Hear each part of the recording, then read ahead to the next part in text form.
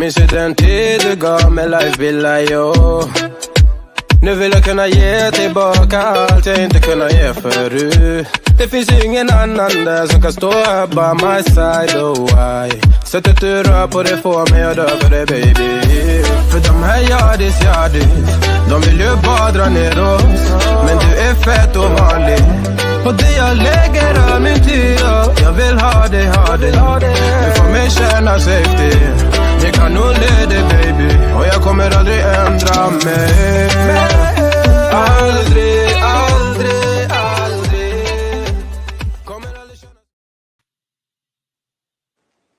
I love that song, man. Yeah. I see it brings a big smile to your face. Man, you should see me. I be over here getting it, man. I'm trying to tell you. I hear you. Yeah, man. So, how are you? First of all, how is Orangeburg, Baba? Man, right now, we still having a few events at the library. I think our last event is coming up this Thursday. Everybody's supposed to get all dressed up in their African garb and everything. And DeAndre's been doing her thing with that. There's been some things going on around the community. That there's a humanities event up on the campus there with Dr. Curry doing his thing about his Thompson family. I think Brother Wayne O'Brien is assisting him. Some other things going on with our good friend, C the Chef, but it's some things been going on around town. Man, y'all got it going, man. It sounds like everything is like coming together like a constellation, The different stars are starting to align, It truly is, man. Right now, man. Gullah people, Gullah heritage, Gullah culture, it's popping, man. And we try to make it grow here in Orangeburg. So yeah, it's good, powerful, man. It's all good. You see, we got Dr. Curry here right now already saying about our distinguished guest, Dr. Martin, an artistic luminary. Great to see you again. And yes, and shout out to you, Dr. Curry, out there, man. We love you over here at Gullah House. And we got to get you back out here again as well. I know you're going to watch the show. You support us every time. And keep doing the great work in the community. So over here is basically the same. All I can tell you is that it's a heat wave. It's a very serious heat wave. I don't know what's going on, but it's like the sun is twice as hot. And so I just been chilling, man. I've been in the house doing a lot more research with the genealogy, just digging in, doing studies. But out here, they really haven't done anything in terms of Black history. They don't really look at it the same way we do. Maybe we could talk about that as well once we bring our guest in. How unique and the origins of Black History Month. Like, where does it come from? Why is it something that we needed there in the United States of America? And how can we, pass the ideal around? Because you'd be surprised, a lot of African countries don't get an African history. Wow. You understand? And so, with no further ado, I think with your permission, Baba, I'll bring in Dr. Frank Martin. Bring him on out. I am happy to have this opportunity to chat with Mr. Martin. Yes, sir. I'm here for it. There he is. Hey, Doc. How you doing? Good morning. Good morning. Thank you all for the invitation. Oh man, thank you so much for accepting it. We really appreciate you. Baba Kimo. Well, first of all, Mr. Martin, thank you for coming on the show. We've met before at the library and everything. And my first question to you is, we have a connection here. My great grandfather came from Sumter, and I believe you from Sumter. Am I correct? Yes. I'm from Sumter. Congressman Clyburn is from Sumter. Eva Jesse, who I was going to talk about a little bit today, who was the consultant for Ira Gershwin when he was writing Porgy and Bess, married an artist from Sumter. You might know the Spears family in Sumter. Mm-hmm. And I'm trying to remember the name of the newspaper woman out in California who's also a member of the Spears family. Charlotte, I can't remember her last name, but I think the newspaper was the California Eagle, and she was from Sumter. So Sumter's out there. Sumter's producing people. Yeah, yeah. I have several family members on my paternal side from Sumter. One graduated from, I think, Morris. Is it Morris Brown? I It's Morris. believe.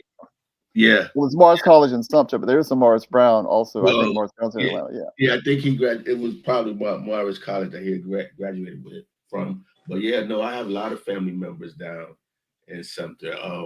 My great grandfather migrated to Orangeburg in the early 1900s and married my great grandmother, Mary Cleckley. But the show is about you, sir. You give us your history, your educational background, and everything.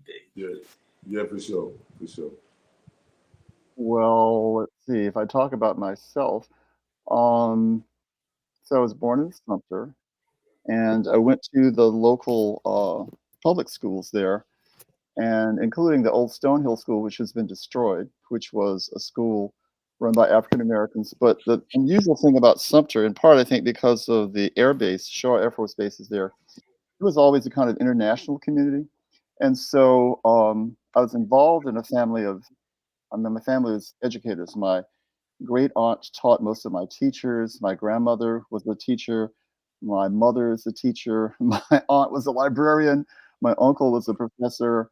So the, the the urge to teach is strong in our family and goes back, many generations to the level of my great grandmother who helped establish some of the schools, the public schools in Sumter.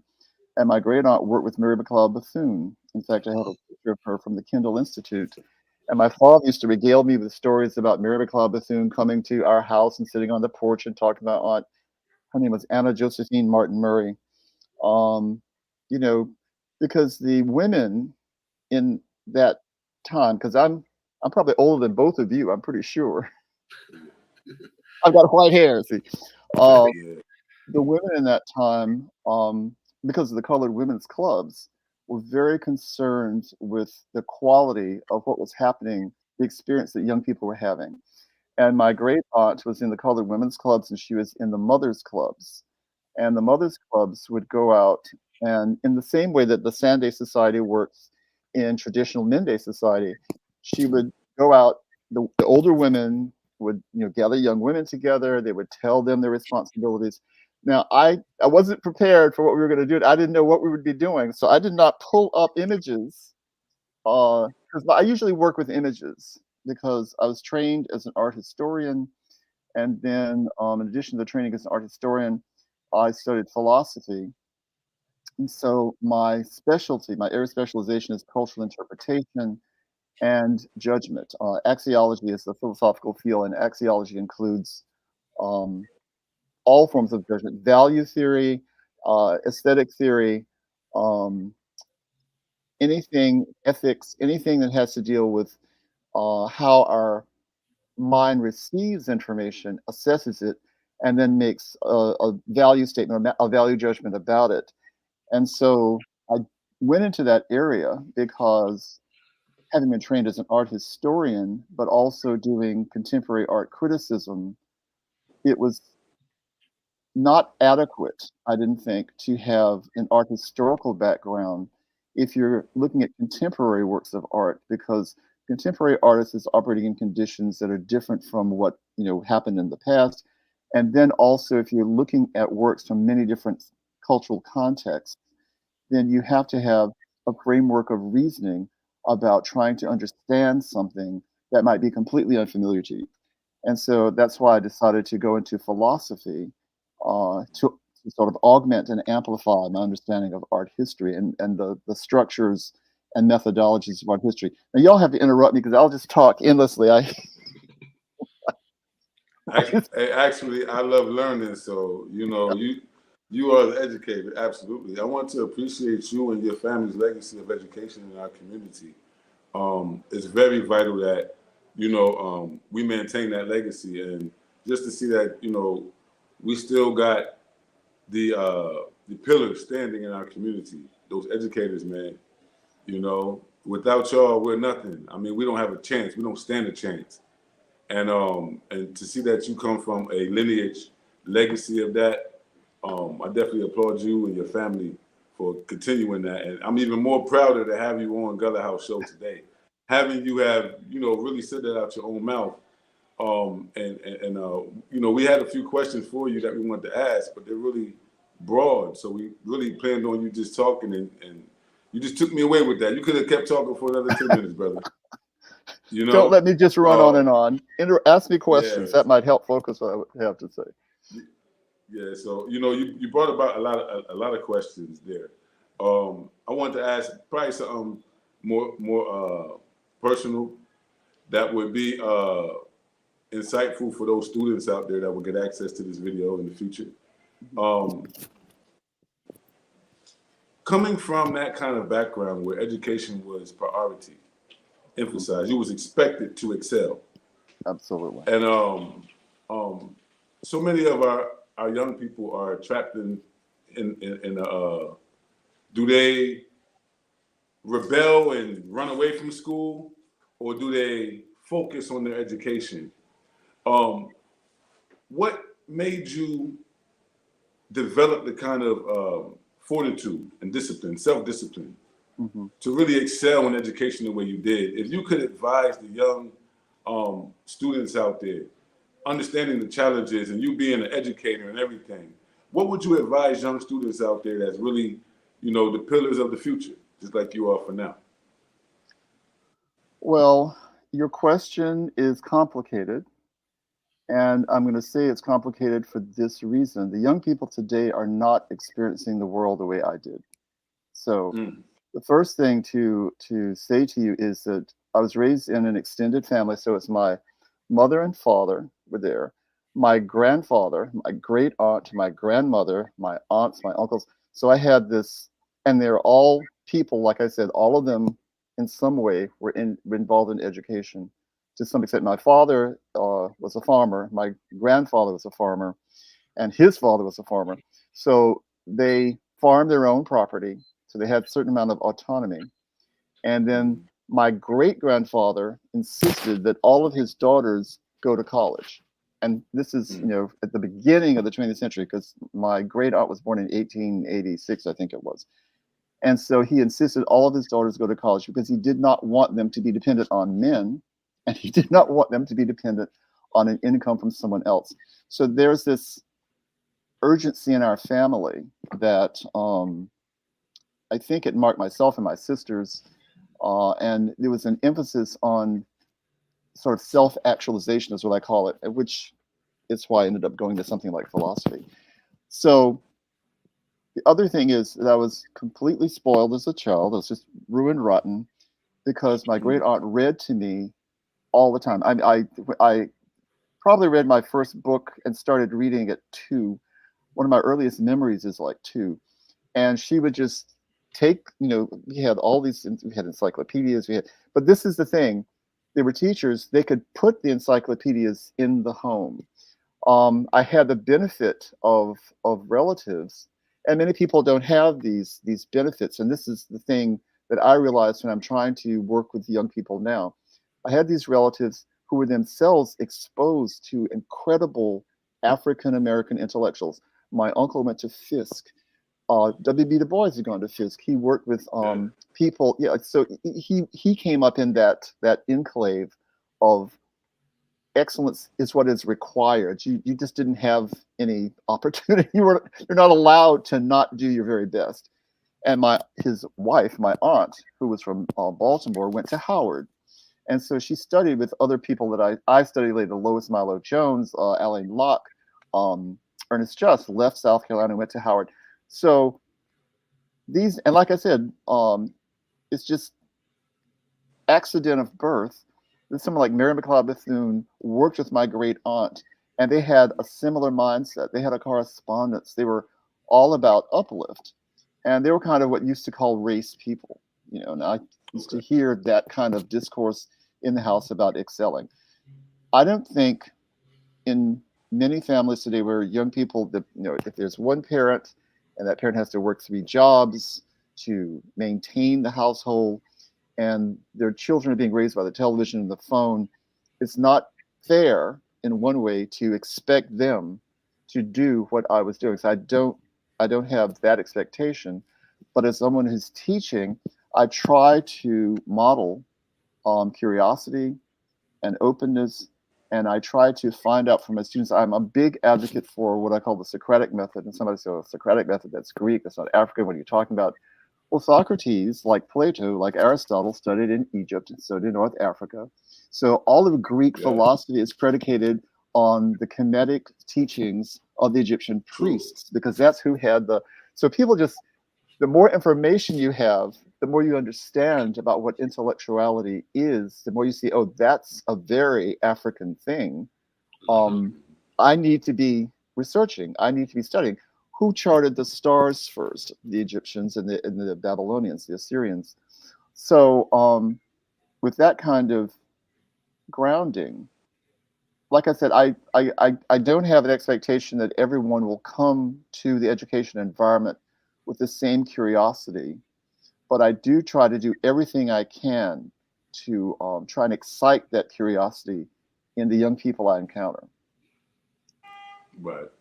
I love that answer. The answer was so honest and analytical, because the reality is that we are living in different times and different circumstances.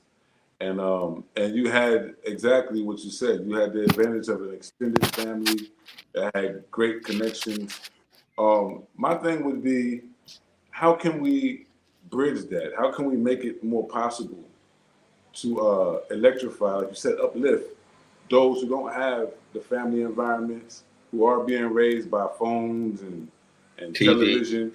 What's some of the tactics that we can use? Because this platform is supposed to be educational. We're here to educate. Maybe everyone won't watch the video now while we're doing it live, but our hope is that even 20, 30 years from now, someone researching the information that we're bringing will have access to this video. So that's the intentions, is to educate on this platform.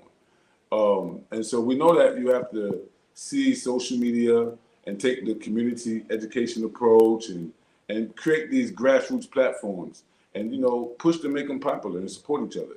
But other than that, in the educational environment, because I know a lot of people in my personal circle who are doing homeschooling, who are supporting African-centered educational institutions and trying to, buttress that issue, trying to really address it on a communal level, because you're right, our families have been pulverized, to say it nicely, in terms of the structure to really create the kind of excellence that our ancestors were able to create.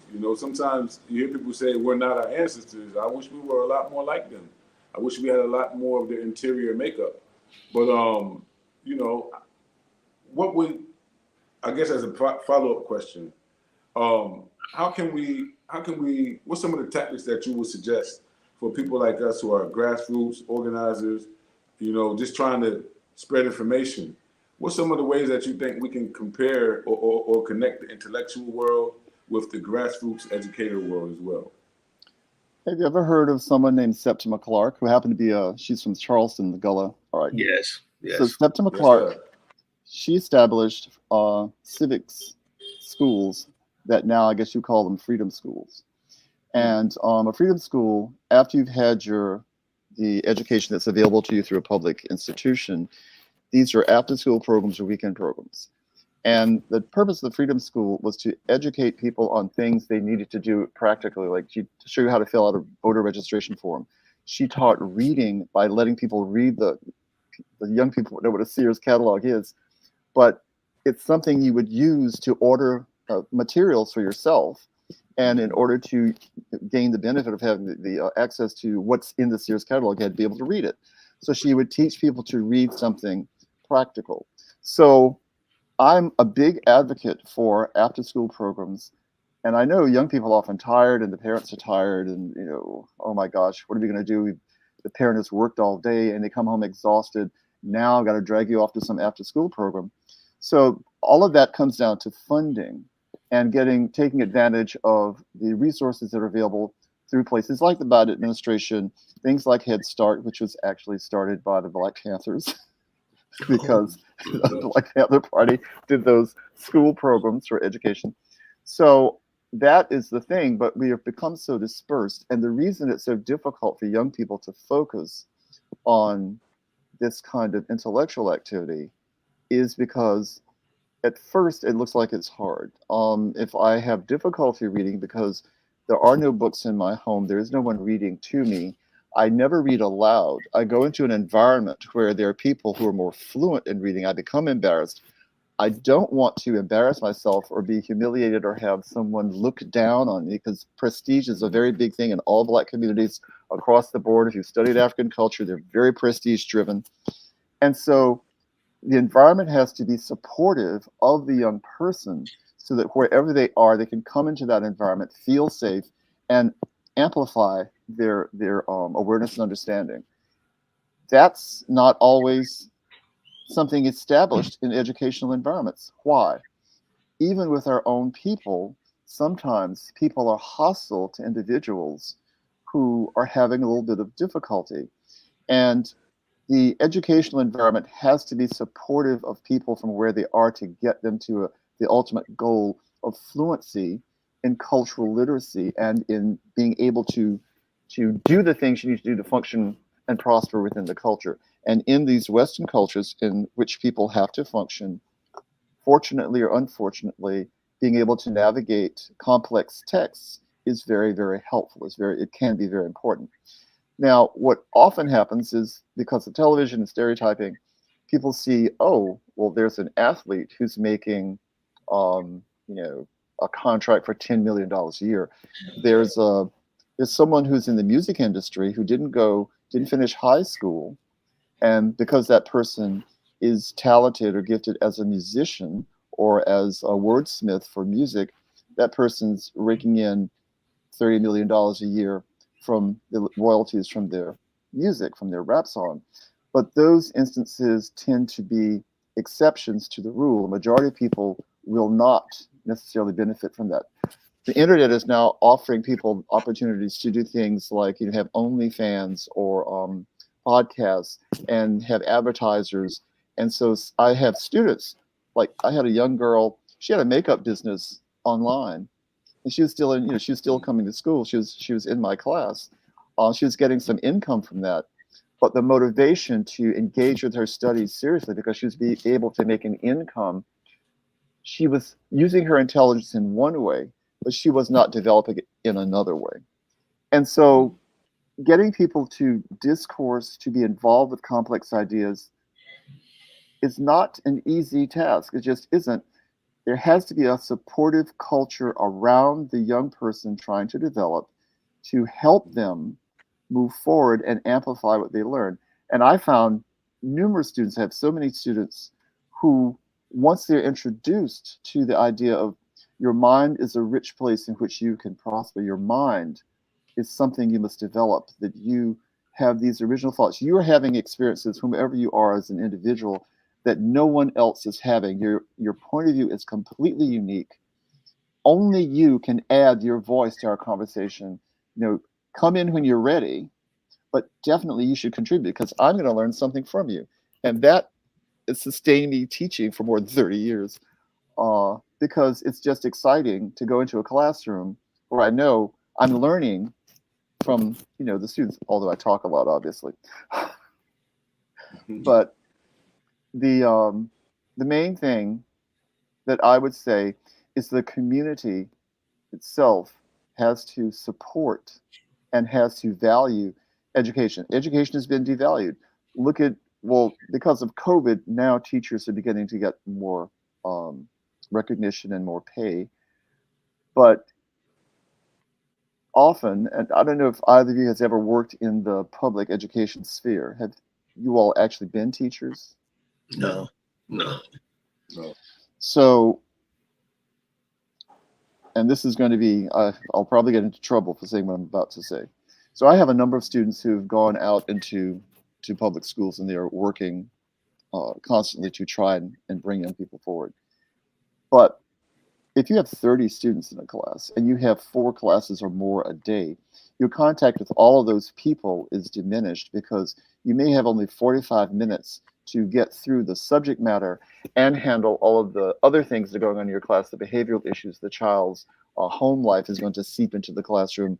They're hungry, they're tired, they can't get proper care at home for various reasons, because of poverty, because of disenfranchisement, because of a host of other things.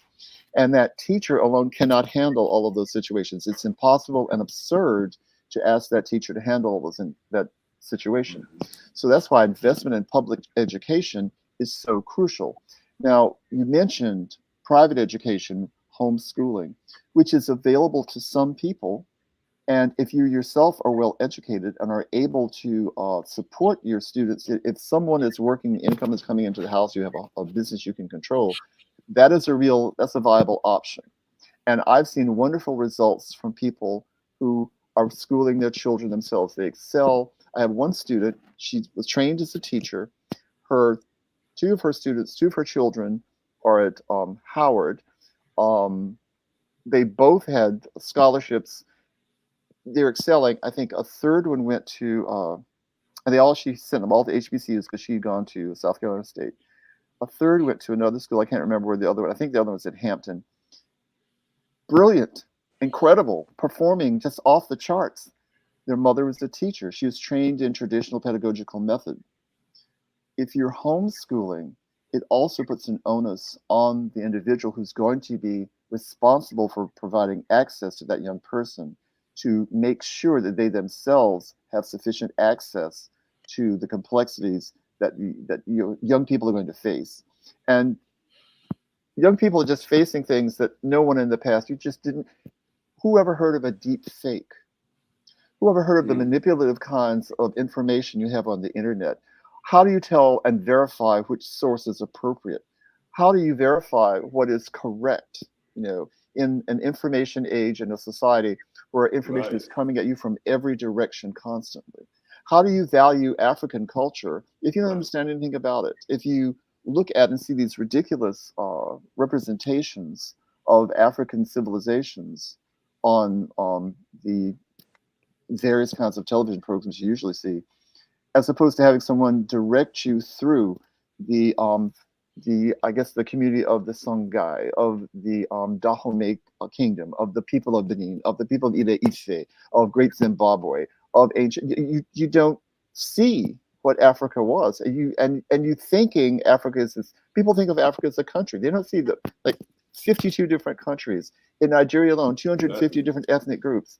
They just don't understand the complexity, and that was always something that was kind of a shock to me because, like I said, my other uncle, not the one that taught at Prairie View, but the one who taught at A&T, was in agriculture, was in animal husbandry. And he used to travel to Africa with my aunt. He used to go there because they were helping people with developing methods for better agriculture. And so they'd come back with all the stories and reports about life in Africa from when I'm 6, 7, 5. I'm a baby. I'm little. And I'm growing up with this all the time. Right. But on TV, they're the Tarzan movies, which I knew were absurd. I would laugh at them. They were funny to me. They were not funny to other people.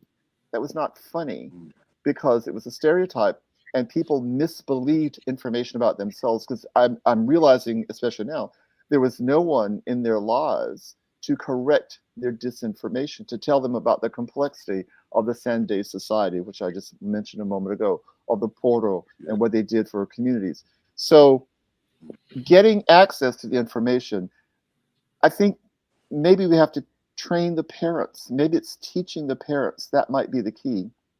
And then teaching the parents also to love themselves is the other thing. Because you have to operate from a place of self-love and self-confidence and self-joy in order to make your children prosper, not to make them prosper, but to give them the space, because they will prosper naturally. If you see kids, they're always happy as bugs if they're left alone. I have a young friend she came over with my wife and she had her daughter here, and she'd given her the phone because they were helping do some things in the house. And I was working on a lecture, and the daughter looked at me, and she had the phone.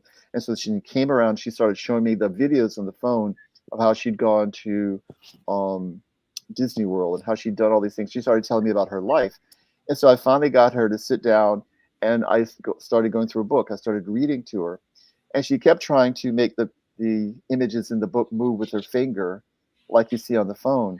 And it made me realize the electronic devices are conditioning young people to expect certain kinds of things. I deal in images and in traditional images. And what happens when looking at art is the artifact is an inanimate object. You must bring your experiences to the artifact in order to extrapolate information that the artist has invested in that object.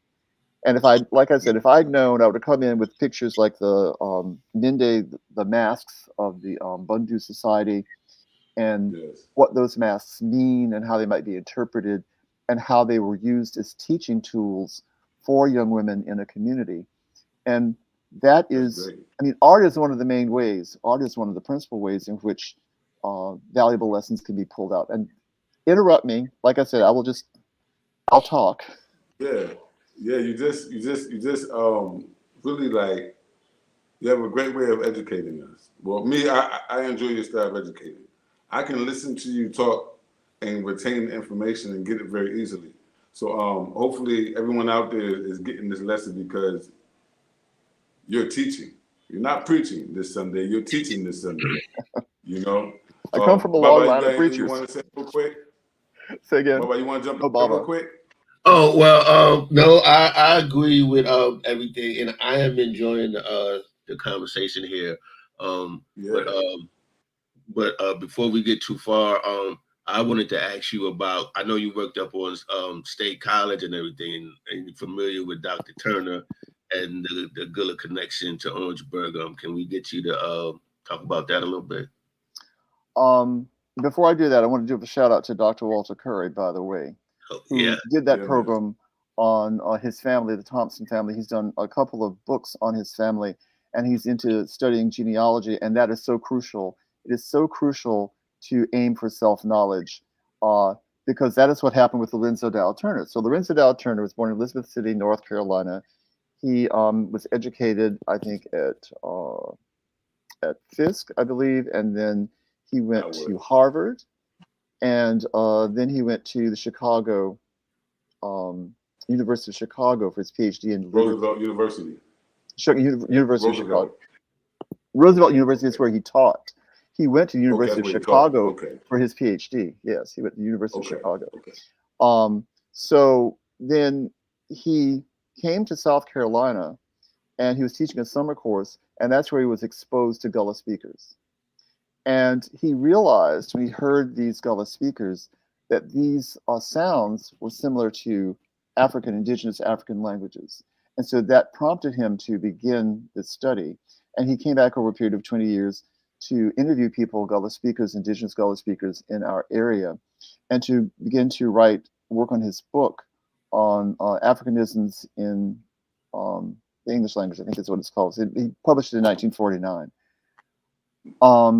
Now, one of the things he did was he recorded Amelia Dawley's song, and that was part of a larger project. I think it was the WPA that probably funded that. So this is government funds to help engage scholars. Another person who benefited from WPA funds was from Florida, the brilliant writer Zora Neale Hurston, who was also an anthropologist, and who also studied Gullah, who also came to the Sea Islands to work with the people in the area. But see, Gullah was perceived at the time as a poorly formulated version of English.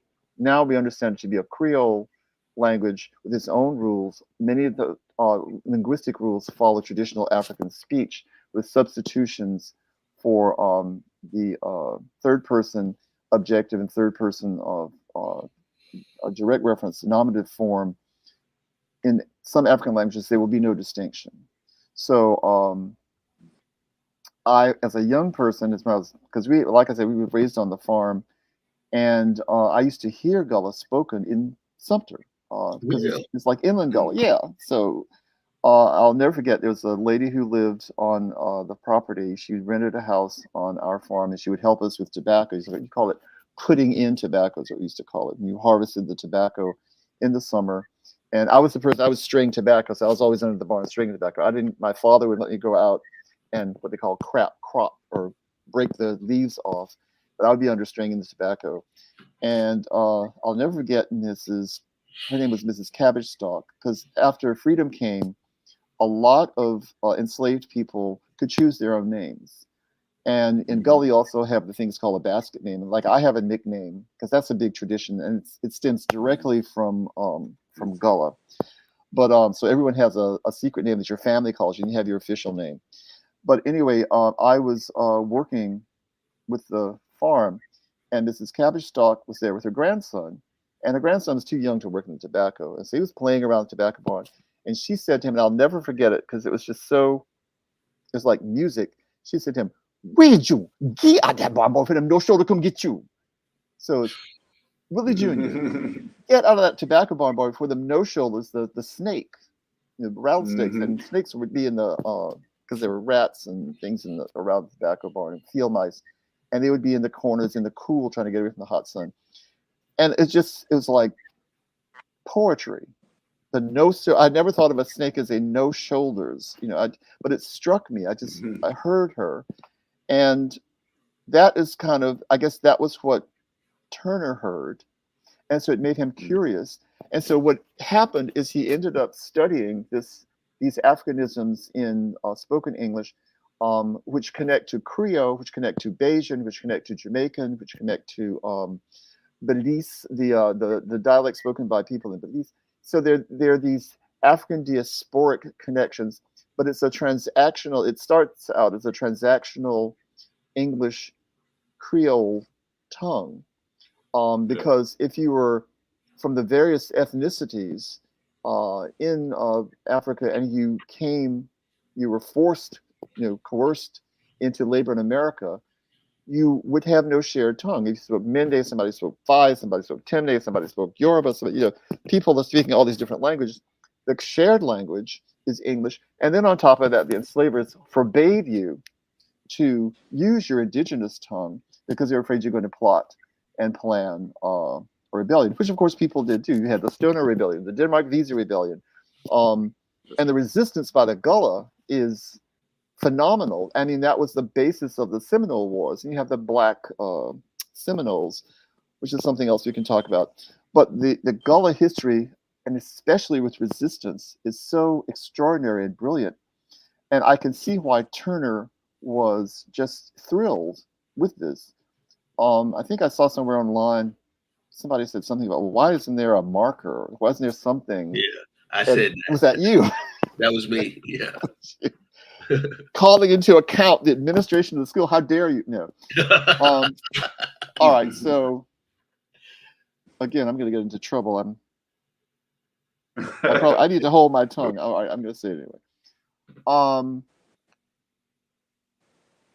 I think that this is going to come out wrong no matter how I say it, but I think that Americans of African descent, unless they're quite fortunate, are often victimized by the deletions of history. We're often unsure of and unaware of our own contributions to history. And I'm afraid if you asked too many administrators, not everyone would know who Lorenzo Dow Turner is or what he did. There has not always been an impetus in America to celebrate African ancestry. This is something quite new. I am old enough to remember when people started saying black is beautiful, and I'm also old enough to remember when people were insulted if you told them they were black. And people get angry. And the fact of having, excuse me, heavier pigmentation, that would just make them angry. I still remember this. I remember it as a child. And this is because of the deeply ingrained poison of racism. And so now there have been these efforts to try and, I guess, mitigate or undermine the impact of racism. And so now we're getting the pushback, because you have the pushback against what is referred to as wokeness. Oh, that's too woke, and people negating the search for equity, equality. In fact, I think in South Carolina law, they try to defund programs that were DEI, diversity, inclusion and equity, or diversity, equity, and inclusion.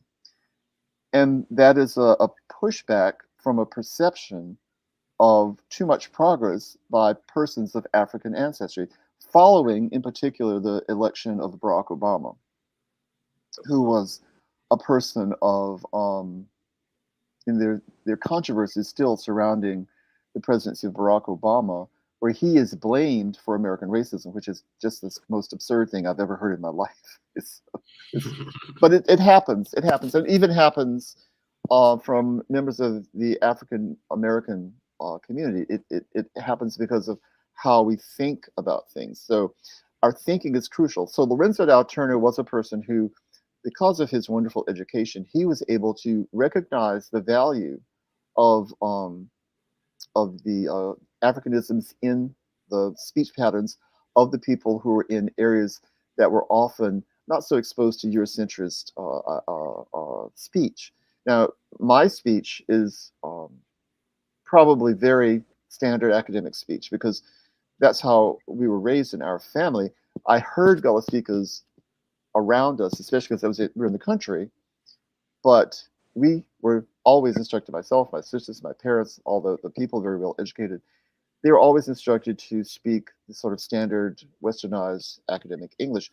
In fact, my uncle, if you look up Dr. Edward W. Martin from Prairie View University, he had what was I called a posh Locust Valley lockjaw accent. So he was Dr. Edward W. Martin. He talked like that. He was, everything was in his throat. He was so I always was hearing that kind of thing when I was very young. So but I thought Gullah was quite beautiful, and I do have relatives, especially from the Low Country area, because I have a cousin in St. Stephen, and she is a Gullah storyteller. So she is an indigenous Gullah speaker. Her mother was from Moncks Corner, and she's a teacher. So she perfectly speaks and understands, as many Gullah speakers do. You do what do you call it? You code switch, and so she speaks English perfectly, but she's also an authentic Gullah storyteller, and she is brilliant. Her name is Demetrius Glisson. She might be somebody you want to bring on at some point to talk about it, because she does the African stories, and she can do them in the Gullah, an appropriate. And I can read Gullah and approximate the sound, but I would not classify myself as an indigenous Gullah speaker, although because of the roots of my family go back to Dorchester County into the 18th century, 1700s. So there's no question that my family members would have been Gullah speakers. Absolutely. Especially absolutely. But anyway, that's Turner. And so what he did was he actually worked looking at these connections across the African diaspora, which was what I found so fascinating about what he was doing. Now, there was an exhibition, I think it was organized by the Anacostia Museum, that was in the museum, the IP Stanback Museum on the campus of South Carolina State, about his work. That was maybe 2010, 2008. It was some time ago. But like I was going to say, that question about, well, why isn't there this or why isn't there that? Do you know how long it took to get the large memorial that we have now for the sacrifice of the 3 young men who were murdered in the, that memorial? Is it 3 years old? I don't think it's even 3 years old. That event happened more than 50 years ago. 56 years ago. Yeah. So, so it takes time. And the other problem is that, and again, I'm going to get into trouble, so maybe you should edit this out.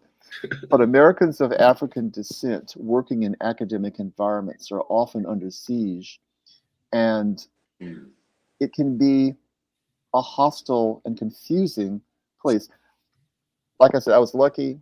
I was always just encouraged to study and to be comfortable with my own engagement with intellectual material. This happened. I don't usually tell people this, not because I'm ashamed of it, but because I just don't tell them. But, I decided about 10 years old that I wanted to go to Yale University. And I set up myself at 10 to figure out, well, what do I need to do if I want to go to Yale? And and then I was one of the first groups of people to the integration of the schools and all of that kind of thing. And so I knew what I had to do, because if you want to go and you have to stand out, then I had to be in these clubs. I'd have to have community service. I'd have to have things on a resume that went beyond simple academic achievement. And so I plotted and planned. And, I got into Yale. Fantastic. Had a wonderful time there. Brilliant teachers, just the absolute best. I don't know if you know who Robert Thompson is. He wrote the book African Art in Motion. He taught at Yale. I guess he's retired now. But I was in his classes on African art, and he would dance into class. Now, Robert Thompson is a Caucasian man who was born in Texas, but he enmeshed himself in traditional African cultures. And he spoke, I think he spoke Kikongo, he spoke Yoruba, he spoke several indigenous African languages. And so he helped me at that point, as a provincial child from Sumter, South Carolina, come into Yale University. He helped me understand the complexity of African culture. And it was not until I went away and I went to Europe, I went to France, that I came back to South Carolina and really appreciated what was here. How South Carolina has preserved these Africanisms. My grandfather and my father actually regaled me the stories of Dr. Buzzard, who was down at St. Helena Island, because my grandfather and father were all over the state for various reasons because of their agriculture and other things they were doing. But he told me about Dr. Buzzard and root work, and then I had it was my great aunt, my grandmother's sister, who actually knew how to work roots, but how to do traditional, I think this is Congolese ritual medicine. And the thing that I saw her do was she crossed 2 straws in a child's hair to stop the hiccups. I don't know how she stopped those hiccups. She crossed those straws, the hiccups stopped. So in that way, so in my family, I would have these instances of, something like this kind of traditional African lore. And then on the other hand, one uncle was an animal husbandry specialist, so he was a biologist, and the other was a biologist in the theme of someone like Ernest Just. He was an embryologist, both of them teaching, one in Prairie View, one in North Carolina. So I had this scientific group, the African vernacular cultural things happening around me, and then art, because my aunt, who had studied at Howard, was an artist, and she studied with Lois Jones, the Harlem Renaissance artist, and she studied with, she had philosophy with Alain Locke, who was the theorist of the Harlem Renaissance. Yeah. So again, I'm the product of the accidents of birth. I had no control over just falling into a bowl of soup with my family. That's what happened. It's fascinating, man. The story that you tell is so fascinating because there's so many people out there that can't put these kind of things in the proper context. I really appreciate that. I want to say, just back up a little bit. You was talking about Septima Clark not too long ago, and the Freedom Schools, and you talked about the role of the woman in your own educational process, your own rearing, your own training up, so to speak, and you even compared it to Sunday and Poro and things like that. And I know what you mean. I know exactly what you mean because I lived in Sierra Leone 11 years. I'm here now, and I've lived in and among Mendes, Timothys, all the people of the country. I've been to the villages, and I understand what you mean when you say the Mende Mass. I just understand what you're saying while you're saying it. And I'm always seeing this crossover as well. I remember I grew up in Pennsylvania, and it was obvious that, Pennsylvania was America. But when you got to South Carolina, it was like you was in almost a different zone. You were. A different country, so to speak. People talk different, they walk different, yeah. They fought different, they argued different, they ate different. It was just they had their own distinct way of doing things. And even though I grew up in the North, South Carolina was always home. Just like I guess someone from Sierra Leone who would grow up in New York, Sierra Leone would still be their home. even if they end up in New York somewhere. You said a lot of things that I want to just touch on a little bit myself, because you brought up a lot of ideals. This educational environment that we're in right now, given the the banning, the end of affirmative action, the fight against critical race theory. You spoke earlier about the women in your life being race women. They were about race. It was about uplifting our people, and just how they're finding ways to ban and lynch our educators right now. Even stop them from making the kind of money they need in order to provide for themselves. There's even an economic struggle. You were saying that you said something very, very key. You said teach the parents. And I just want to tell you a brief story about something that happened here in Sierra Leone in a village called Jamakoa. We was extending our educational program out there. We have a farming program over here. We actually grew over 100 acres of food with this village. And then we moved into education. We realized that they had the burning desire for education, but their facilities weren't the best. The furnitures weren't the best. The books were almost non-existent. The teachers weren't being paid by the government here. And everyone was basically going to school because it was the right thing to do, but there really was no system in place. And so I remember we had a rally where we was giving out free donations to the schools. And one of the little girls came up, man. She said, teach our teachers, is what they told us. The kids came up and said, teach our teachers so they can teach us proper. And it hit me, because I never heard a student say, teach my teacher properly. Make sure my teacher know how to teach me right. But it seems like that's what this young generation is saying to the older generation that has the most responsibility to pass on knowledge.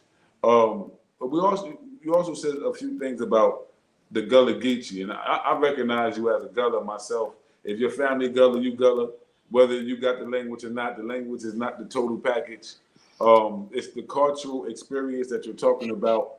It's the upbringing that you're talking about.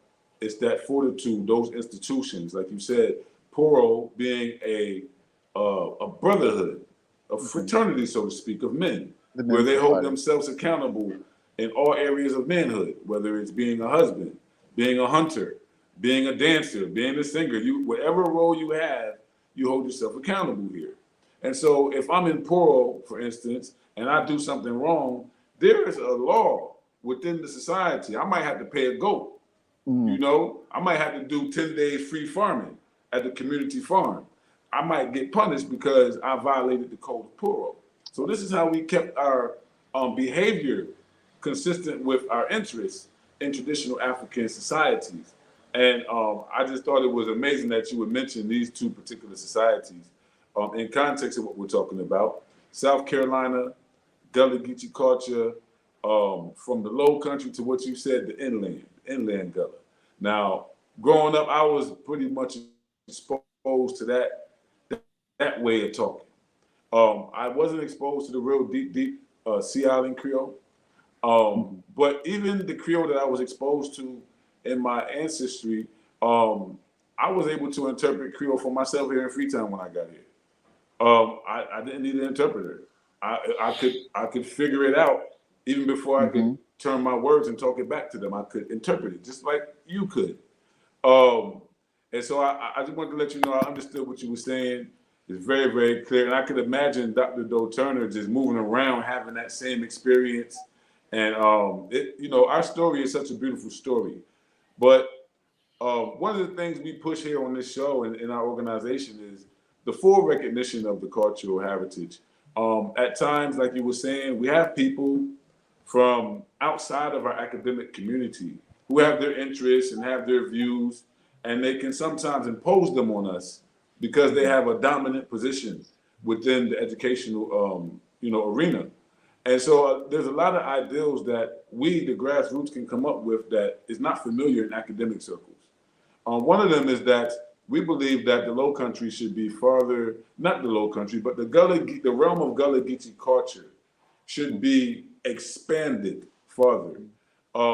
farther inland, and for different reasons. One of them is because, of course, the cultural heritage and language move with the people inland. We know historically the people inland came from low country anyway. And so we understand who we're dealing with, but most people don't because the Eurocentric historians have left it out. So we find ourselves fighting, saying, man, Orangeburg is the birthplace. South Carolina State University is the birthplace of these studies. We find ourselves pointing out the different people from Orangeburg County and other counties that have contributed, even to Penn Center, which I want to talk to you about as well. But you know, there's been so much that has happened that has been inclusive of Orangeburg, particularly. And so we've been pushing for that. We've even been pushing for genetic genealogy. Take your genetic test, connect with your family. Most of us who say we're African Americans have ancestry connected to South Carolina. And most of that ancestry connected to South Carolina is a Gullah Geechee ancestry connected to the Congo, Nigeria, Sierra Leone, Senegambia. And so we have an understanding that we are one people. If we really peel back the layers, what's going to stand in front of you is an African culture and an African people. And it's going to be something that they said was completely destroyed, but that still exists right in front of us. And so I want to ask you this in terms of the Gullah struggle. We plan to do a festival in Orangeburg to bring attention to the Orangeburg heritage and contribution to the Gullah Geechee cultural experience. Baba Rock, he started off earlier. Baba Kimo started off saying, man, you know, people are beginning to organize out there in Orangeburg, man. They're beginning to wake up and want to get connected. We have Brother Cecil Williams out there, man, just opened up that Civil Rights Museum. You know, it's an electrifying time right now. There's a lot of serious issues in the community as well, but we have sisters like Dr.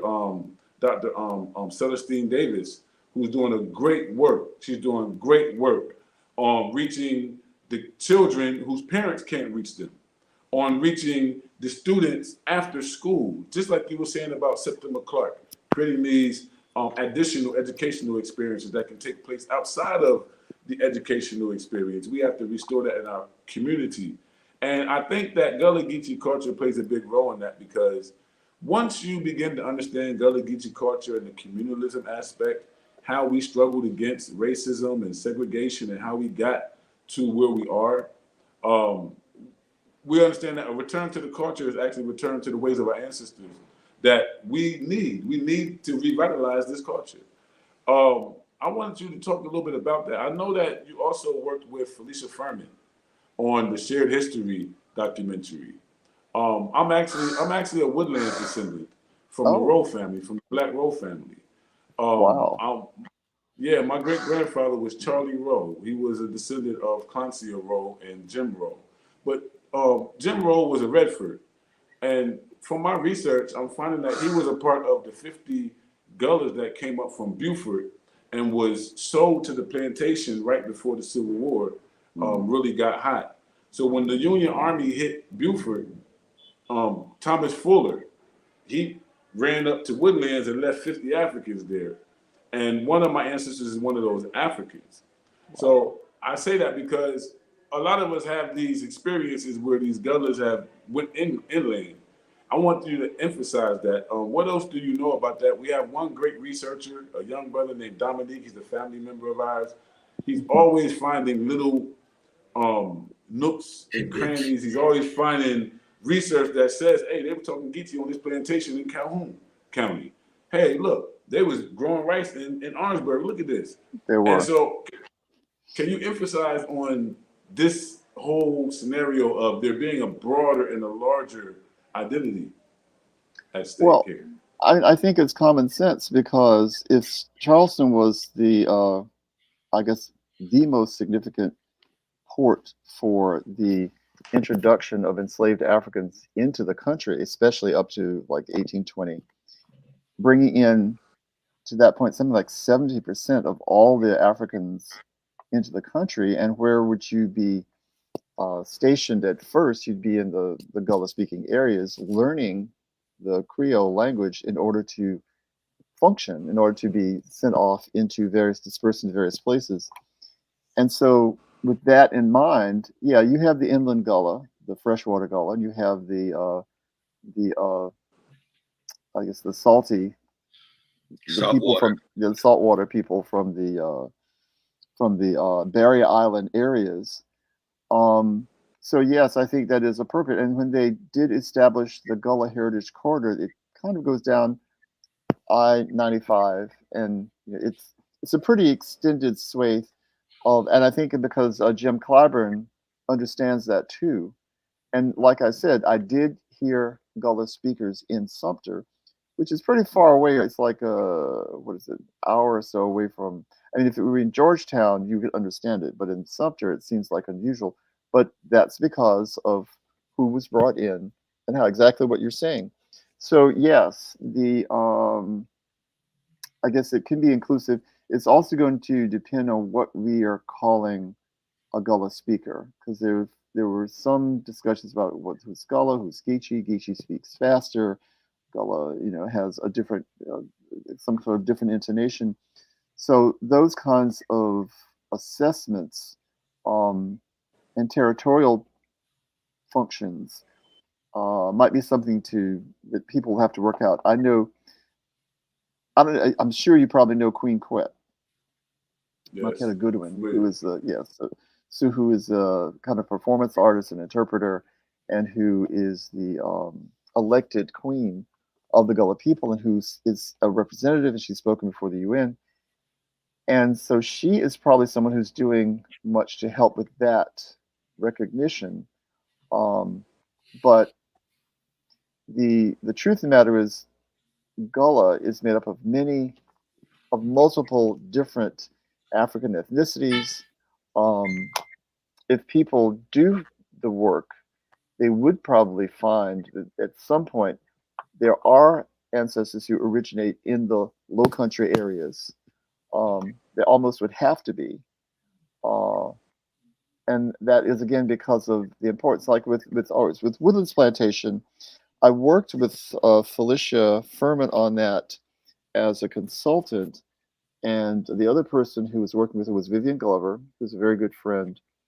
And Vivian Glover's father he sounded like a Gullah speaker to me, but he was from Utahville area. He's from Holly Hill. They were from Holly Hill, and they came and they were into Orangeburg. Their family's been in Orangeburg County for literally. I think she found a grave of an ancestor who was buried in 1838, and I think he might have been a free person of color. But the point is that among the oldest families in America are our families. Our roots are deep. We've been here as long as anybody except the earliest indigenous communities, and interbred with them, because like I was telling you about the Black Seminoles and the Gullah being the foundation for the resistance to the government of the United States of America for a 42-year-long war, because there's the first Seminole War, there's the second Seminole War, and so you had the Gullah joining the distributing, going out to Oklahoma, to Nacimiento, Mexico, and to Brackenville, Texas. So there are Gullah communities all the way out there, and they identify as Gullah, and they speak a special a version of Gullah that is interspersed with Seminole, with indigenous American speech, and Creek and Muskegon. So yes, the identity is broad, and it's a variant of the African diaspora in general. So I'm not a person, as I said, that my great grandparents were race people, but I'm not so much a person that actually puts any value on race. I'm a person who understands the importance of culture, because race is just a minor. Race is it's just a superficial difference.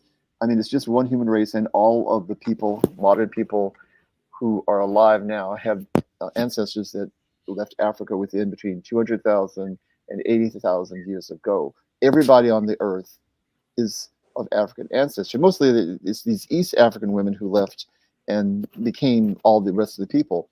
which is why African women and African American women, consequently, are the only people who have sufficient variations within their DNA to have generated all the rest of the world. I mean, they could they recreate everyone who's here. And once you understand that, it becomes more of an issue about understanding and appreciating and preserving and interrogating the importance of culture and history, exactly what you're doing here, and getting the information about the intersections of culture and history to people. The race divisions are superficial. The cultural and historical uh, uh, intricacies are what's real and what is tangible and what needs to be understood. And that is what needs to be, to the extent it can be taught to young people. Um, in terms of something like, well, is this something that should be taught in the public schools? Is this who should be doing this? Who should be structuring and considering the quality of the information is a crucial question. And it has to be people who are interested in the integrity of the information. Like I said, I've just seen so much, and I'm going to call it abuse. I've seen so much abuse of people misunderstanding indigenous African culture. And later on, it's happened with African people. Yeah. So because of colonization, even indigenous African people, and I was at a conference. I don't know if you know who, what's this? Oh, he's a filmmaker. Hold on. I've lost his name. He was born in Guinea and raised in Cote d'Ivoire. He'll come back to me. But he was teaching at New York University. And we were at a conference in Spain or somewhere, talking about his film. And there was a young man from Africa who was there looking at this film, which was celebrating traditional African culture. And the young man saying, "Oh, we don't need to see these old films about Africa in the past because we have to work in the modern world. We need to see films about contemporaneity. We need to see films about urban life. We need to see films about how to be modern." And I was horrified because I'm thinking, here are Americans of African descent, often, in some instances, struggling to find or gain access to a lost, authentic African past and understanding of self. And this young African person, he's much younger than I was, wants to throw all of that off and just go forward into this modern world that's largely structured by Eurocentrist institutions, which have proven themselves to be quite damaging because they don't often consider the context, and they don't harmonize with nature, and they don't understand. They're resistant to, or they work in contradistinction to the environment. They don't try to work in symbiosis with it, and that's a big mistake. So when we're doing this and we're studying Gullah history, Gullah culture, Gullah methods, the traditional method of the Nigerians, for example, to do the indigo dyeing was displaced by the urgency for Europeans to get the dye to be extracted from the indigo plants faster, and so they started using lye. That was not anything that was used by indigenous Africans. A friend of mine, you may know her, Arian Kane Comer, who went to Nigeria and studied with a Nigerian woman who was a master or mistress or expert in doing these dyes. That woman was 103 years old. Whereas in America, the women died at 40 because of the leaching of the lye into their skin, giving them cancer and killing them. So the African methods of some things may actually be better. And that's what people have to look at. We have to have enough distance to look at, assess, understand. And that happens with methods, that happens with education, that happens with philosophy. All of those things are things that you're doing when you're teaching these ideas in your school and in your community involvement. That is the thing that is so crucial.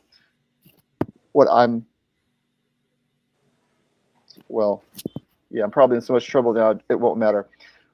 what saddens me is that you have the IP Stanback Museum with an extensive collection of cultural artifacts from the indigenous African communities that are ancestral. They're the gene pool of the peoples who were in South Carolina. Like you said, the Divide, the Timni, the Yoruba, the Mende, all of these groups, they have objects and artifacts in the collection at South Carolina State University that are the intellectual products of the people of these ancestral peoples.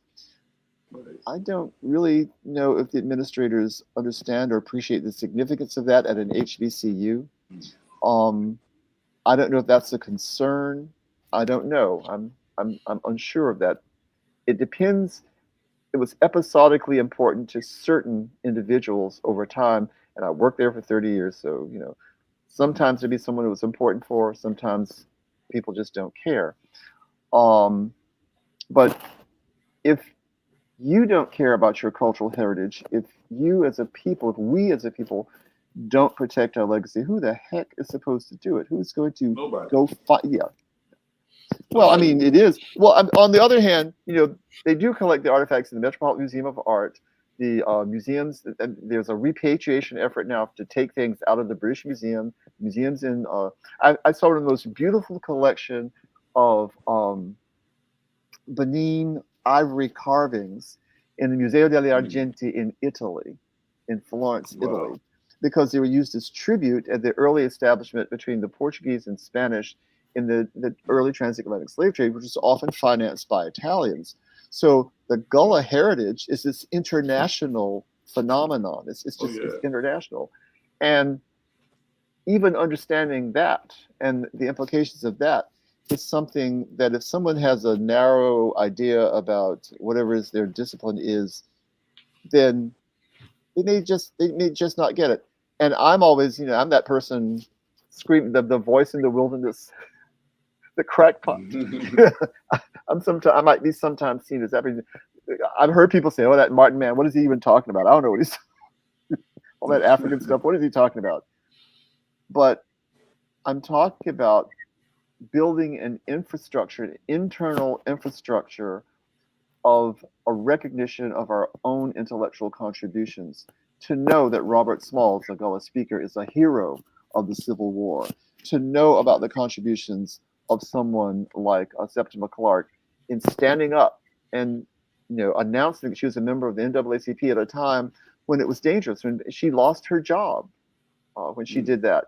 There are other people who stood up and advocated. Sorry, go ahead.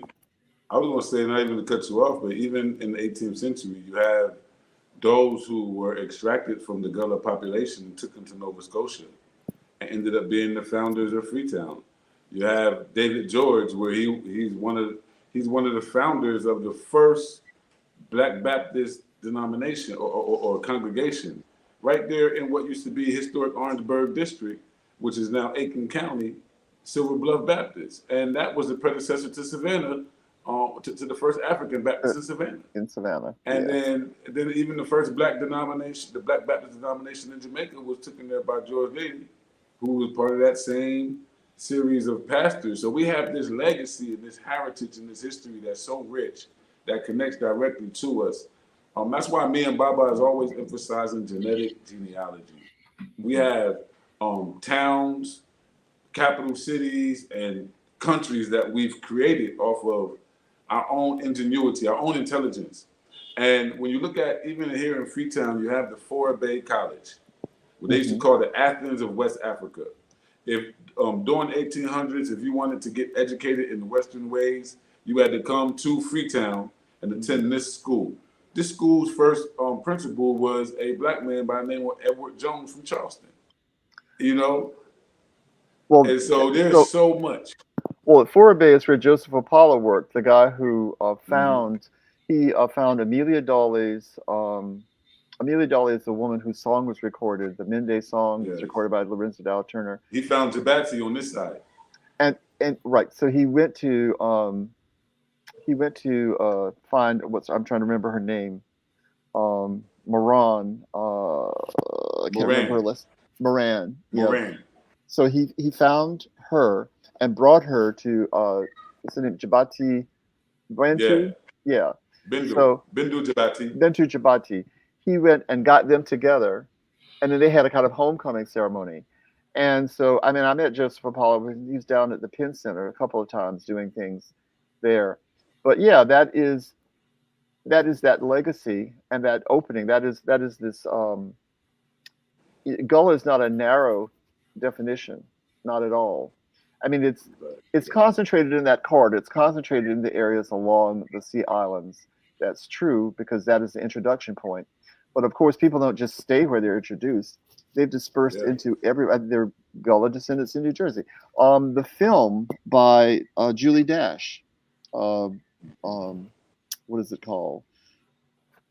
Oh, you know the film I'm talking about. The one that shows the grandmother is preparing the children to leave the island. Daughters of the Dust. Yeah. You talking about Daughters of the Dust. Julie Dash's film. Yeah. Daughters of the Dust. Yeah. Sure. So I mean, where's Julie Dash? She's in New York City. She's up. So yes, this is a really at this point, I guess it's a global phenomenon. And that is how it needs to be understood by the people who are advocating for it. But in order to, for purposes of administration, it has to have a point of origin, has to have a concentration area. And that concentration area is from the Barrier Islands of North Carolina all the way down to Sapelo Island, or all the way down into northern Florida. A lot of people don't know anything about Fort Mose, which was a military stronghold, largely held by people who had escaped from enslavement, Gullah fighters, who, like I was saying before, fought off the United States government and maintained that. It was one of the wars that the United States did not win because of the ferocity of the Gullah defenders fighting for freedom. So the freedom fighters, these are, and like Denmark Vesey, So Telemanke, I guess, was his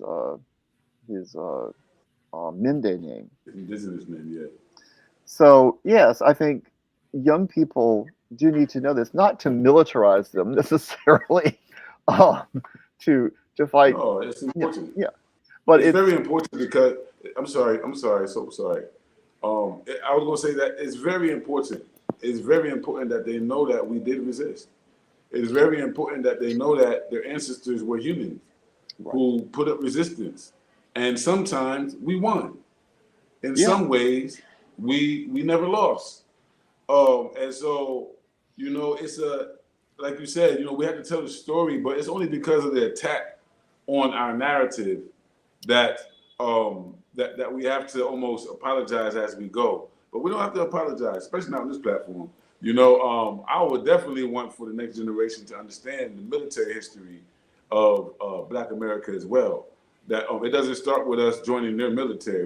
We fielded our own militaries at times, and defended our own families, our own communities, and we retaliated. We fought full warfare with the United States of America in Florida. That's something to be proud of, and especially because these were anti-slavery wars. Right. That's something to be very, very proud of. And so, even if you're not Black, if you consider yourself someone who's freedom friendly and pro, for the oppressed people, you can draw inspiration and knowledge from that. You need to know the story of John Horse. You talked about Denmark Vesey. Gullah Jack was first enslaved in Florida. And then he ended up in Charleston as part of the plot. Right. David Walker was in Charleston, but he escaped being apprehended. Ended up in the North. David Walker appealed. And did his appeal. So, that's right. Yeah. So we've always had this burning desire for liberation and for self-determination as Black people. That's what we're really talking about here. Dr. Curry said something. He said we have to value and appreciate our local history. Yeah. I actually had that was one of my last things I wanted to talk to you about anyway. And I'm so great minds think alike.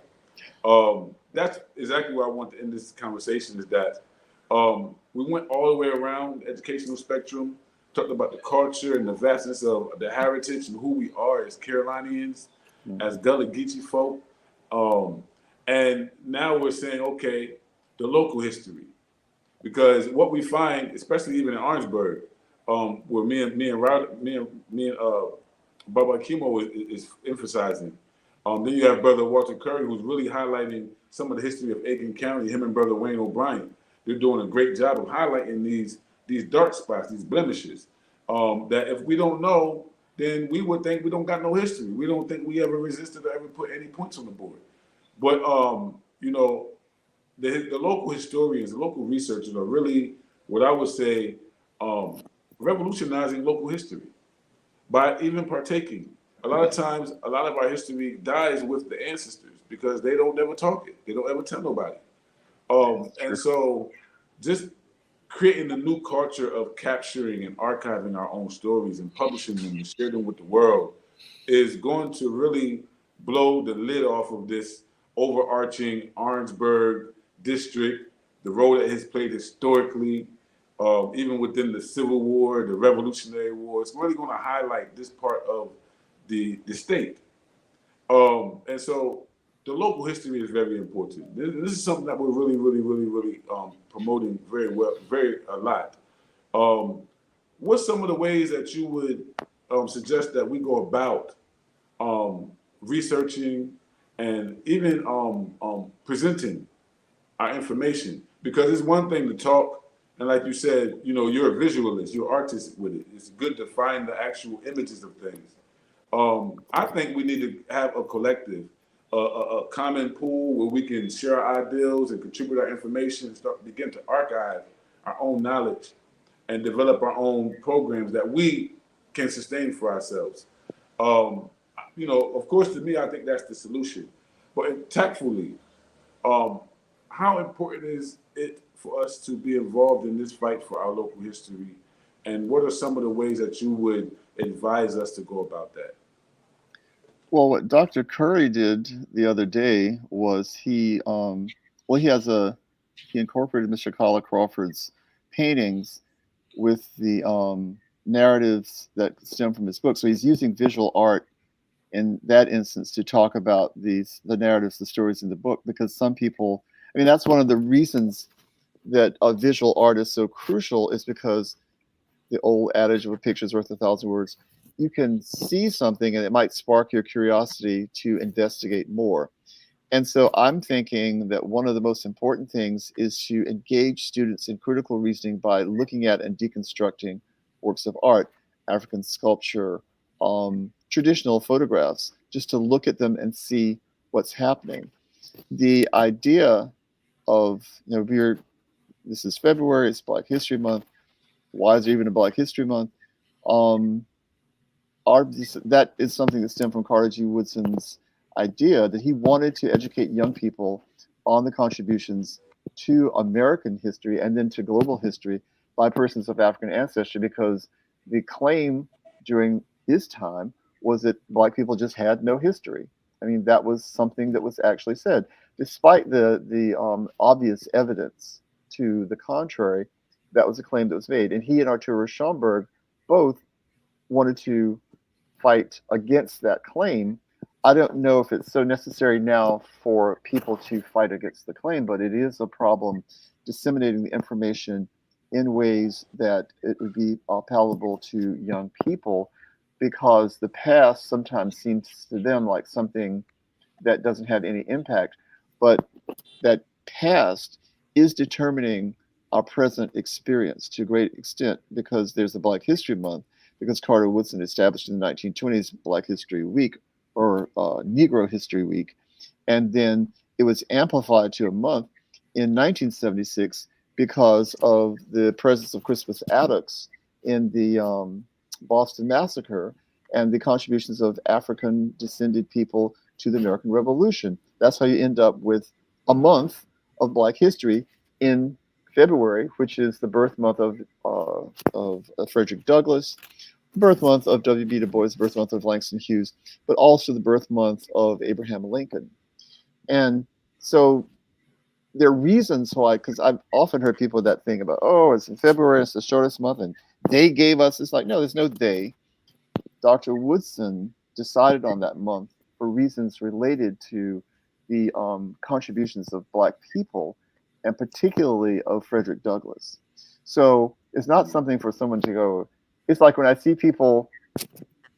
I don't know if you all don't probably. I don't know if you celebrate Christmas, but if you've ever seen those cards, there will be an X. It looks like an X for Christmas, and people, oh, they taking the Christ out of Christmas, blah, blah, blah, blah, blah.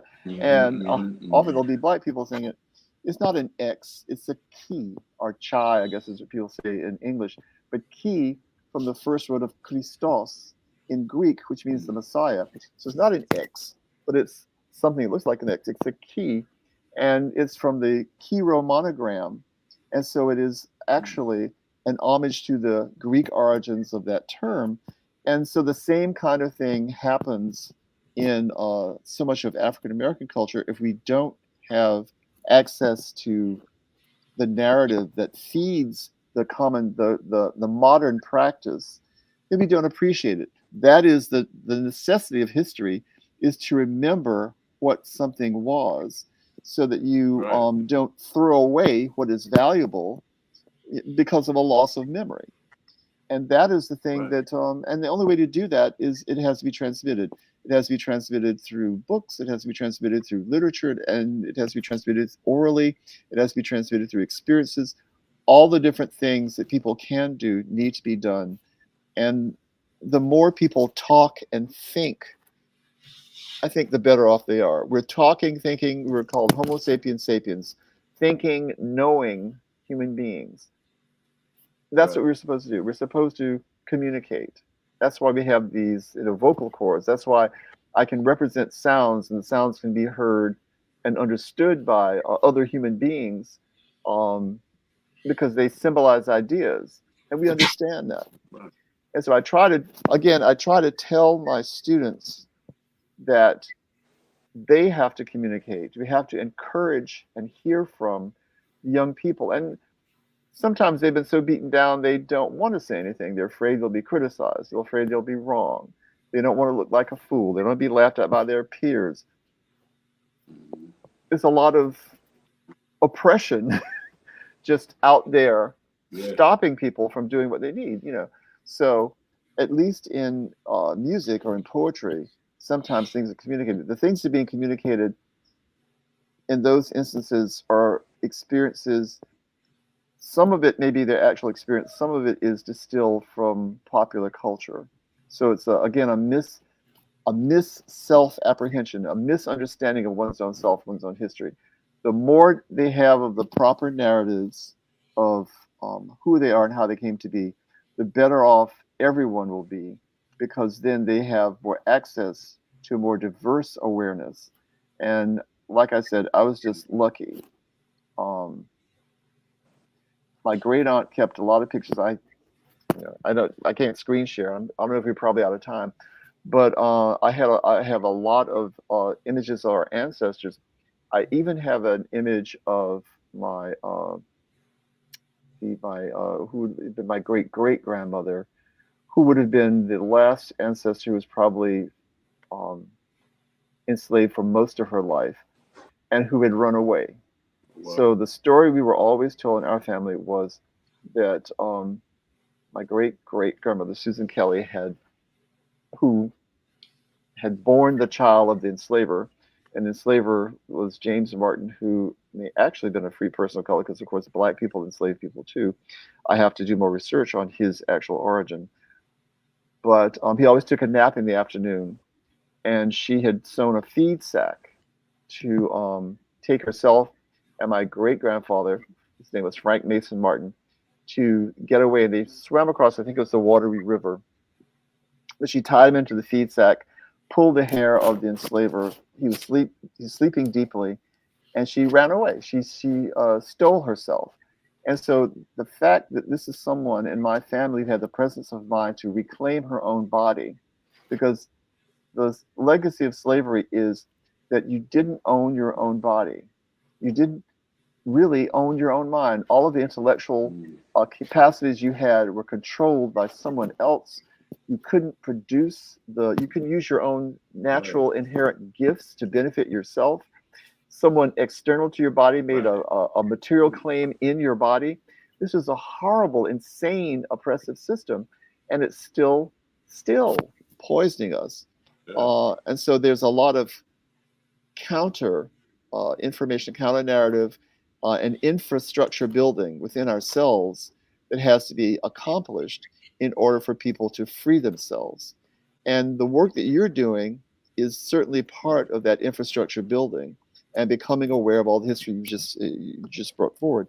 So yes, the Gullah definition should be expanded, and yes, the more public forums and discussions. And I'm a big one for panel discussions, and I've had some good responses from students when I've been able to organize those, where they saw people who could provide these narratives, and if they were in a position where they could hear it, if they were able to be receptive. And the thing that helps make people receptive to hearing good information is give them good food. That sounds really crazy, but good food actually facilitates conversation. It does. I mean, that's just a proven fact. So if an atmosphere is created in which it's shown to young people that there's an emphasis on learning, there's an emphasis on your building up of your own internal development, then if it's modeled for them, they will do it. They will do it. But if they're abandoned and just criticized, and someone just is always saying something negative, people don't respond to that. They just don't. That's true. That's true. So, Baba Kimo, we're getting down to the end. Dr. Frank Martin II.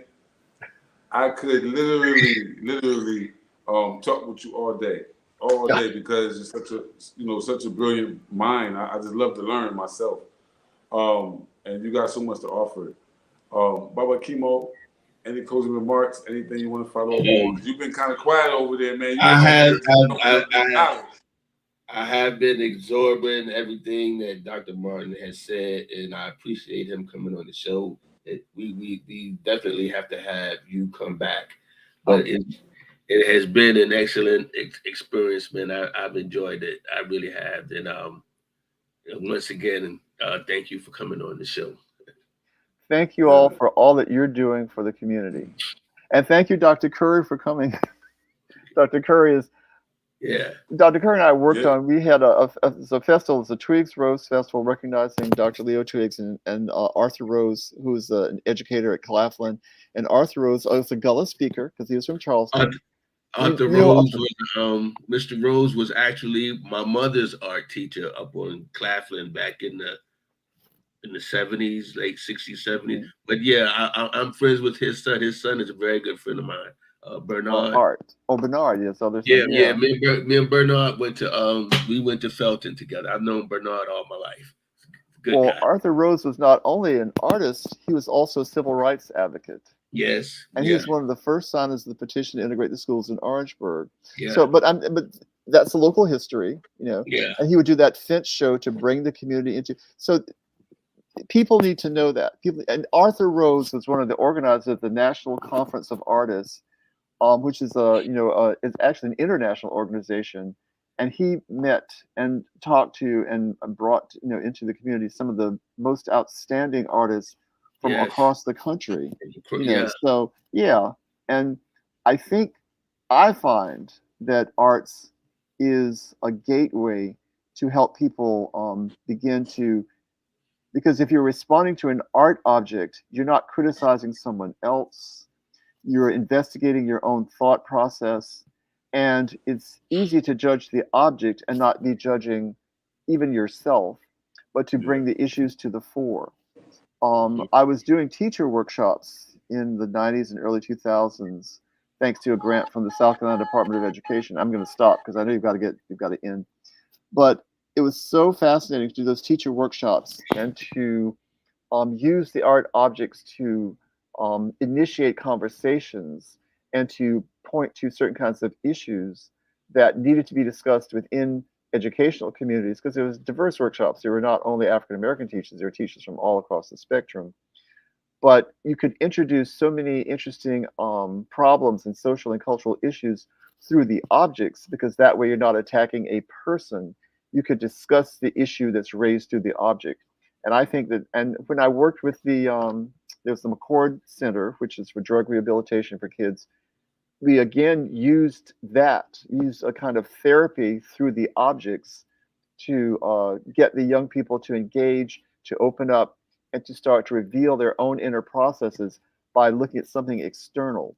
And so I think art is a crucial tool in what needs to be done to help engage young people. And there's already, a lot of it's already out there, because they're already talking about music and, as well as visual culture and poetry.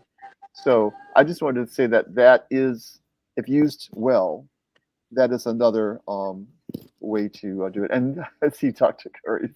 Yes, always happy to recognize Dr. Curry. He is a real cultural warrior. He's out there working hard all the time. Yes, he is. Yeah, represent. So thank you so much, Dr. Frank. Thank you so much, Dr. Frank Martin. We appreciate you. We're here anytime you would need us. Anything you would have going on, you would need to stop through. Free to holler at us. Anybody you think that would be good for the show, be a good addition to this ongoing conversation, let us know. I did want to talk to you a little bit about your own civil rights activities, but we're running out of time.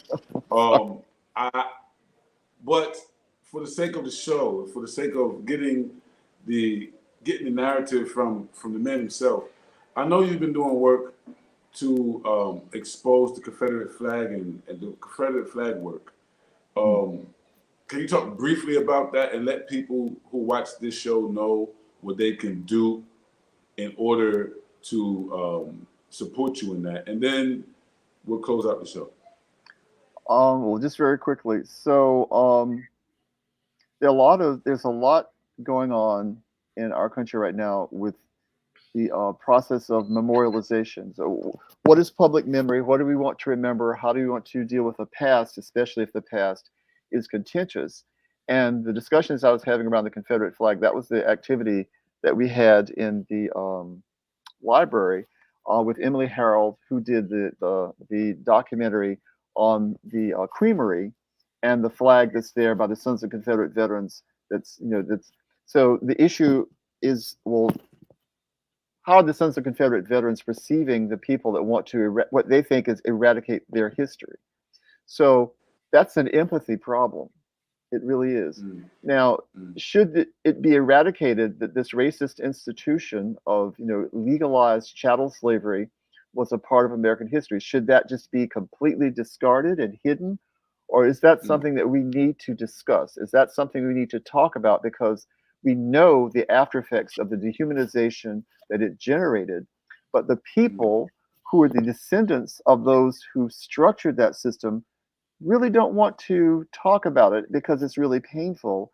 And who wants to realize, that great-great-grandfather was some sort of sadistic, hateful monster? Nobody's gonna run to that narrative. Nobody's going to go there, and nobody wants to have their past annihilated.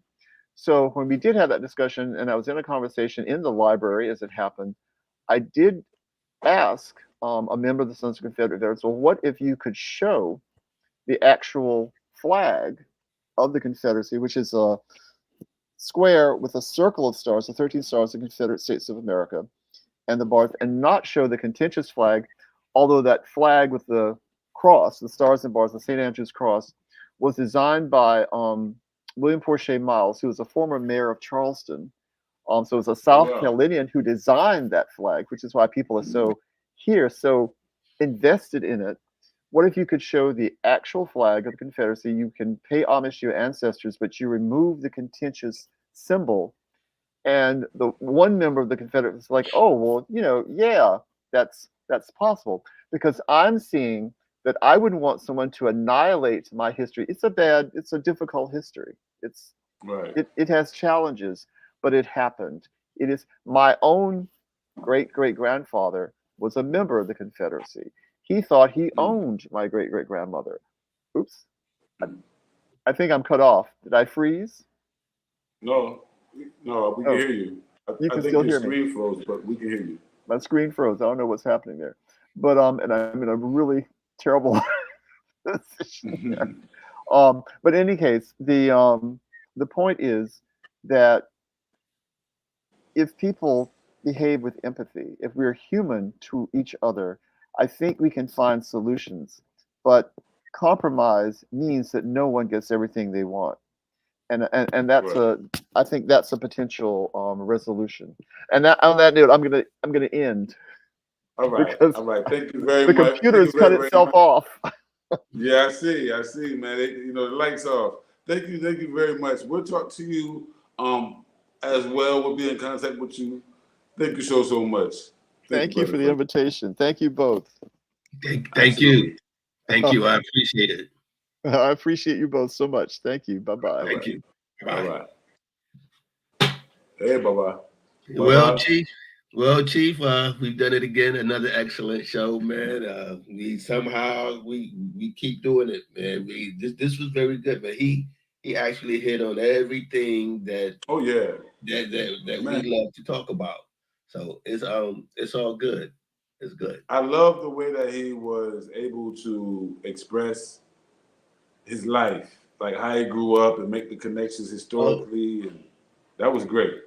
That, I'm glad he did that because as you know, my grandfather came from Sumter, and I'm glad that he included that Sumter area within the Gullah culture and everything.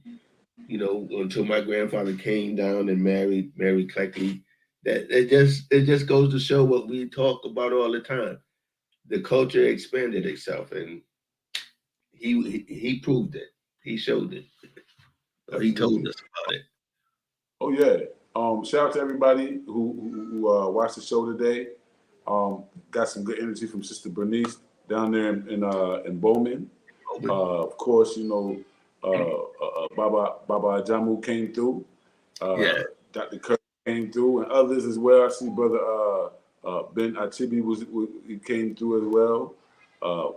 Kenya was here, and others, man. So it's all love. I learned a new word today, Inland Gullah. I learned a new word today, and I'm gonna be using that. I'm gonna be using the Inland Gullah. That's what I mean. That's what I mean by with him including the Sumter area, and that's that Inland Gullah. I like that term myself. Yeah, man. All right. For sure. So, man, we've been at it for a minute. Baba, thank you very much for your time today. Thank you. This was Enjoy great. the rest of your day, man. You too, Baba. All right. I'm gonna get us out of here. Let our song play a little bit, and you can go ahead and go. Jag minns ju den tid du gav mig life billar yo. Nu vill jag kunna ge tillbaka allt jag inte kunna ge förut. Det finns ju ingen annan där som kan stå här by my side, oh why. Sättet du rör på det får mig att dö för det baby. För de här yardis, de vill ju bara dra ner oss. Men du är fett och vanlig. Och det jag lägger är min tid, jag vill ha det. Du får mig känna safety. Jag kan nog leda baby. Och jag kommer aldrig ändra mig.